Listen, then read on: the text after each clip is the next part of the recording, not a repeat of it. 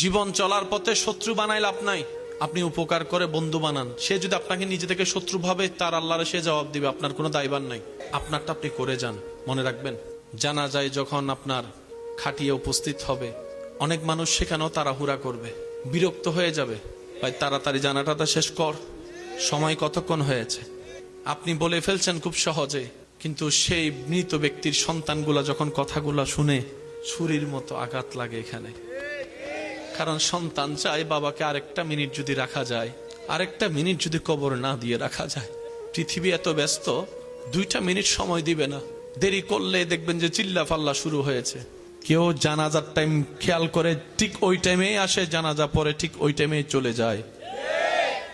অল্প কিছু মানুষ কবর পর্যন্ত যায়, তারপরে জিয়ারত করার সময় দেখবেন মানুষ আরো অল্প হয়েছে। সেজন্য এই পৃথিবীতে যত দিল লাগাবেন তত আপনি কষ্ট পাবেন।